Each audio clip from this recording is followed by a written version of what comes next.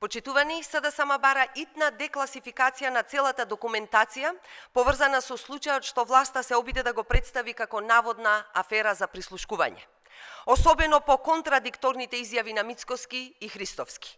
Мицкоски вели едно, дека наводно бил прислушуван, а директорот на Агенцијата за национална безбедност го демантира и вели друго, дека станува збор за прибирање информации за таргетирани лица. Кој овде лаже? Затоа е неопходно веднаш да се декласифицираат сите документи и јавноста да ја дознае вистината. Не може вака да се нафрлаат само изјави во јавноста без да им бидат приложени докази на граѓаните. Овој случај мора да биде целосно достапен на јавноста за да се утврди дали и кој ја злоупотребил функцијата во безбедносните служби. Доколку Агенцијата за национална безбедност тоа не го направи, ќе стане јасно дека станува збор за уште еден неуспешен обид за манипулација од страна на власта и предизборна злоупотреба.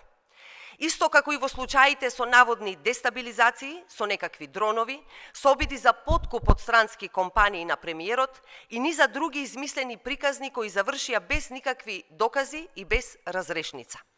ВМРО ДПМН е почитувани си игра со безбедносниот апарат и го злоупотребува за партиско мешетарење за дневно политички цели.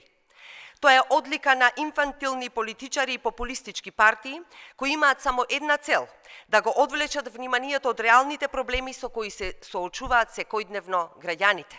Од катастрофалните економски политики на власта, од ниските плати кои не растат, од неисполнетите ветувања, од скандалите кои секој ден ја тресат оваа влада.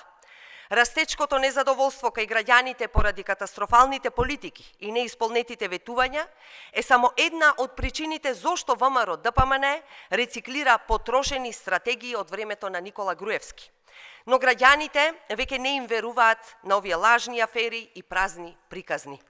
Само итната декласификација на целокупната документација за случајот со Агенцијата за национална безбедност ќе покаже дали се работи за реален безбедносен проблем или за уште една ефтина манипулација на власта во обид да се покријат сопствените неуспеси. Ви благодарам.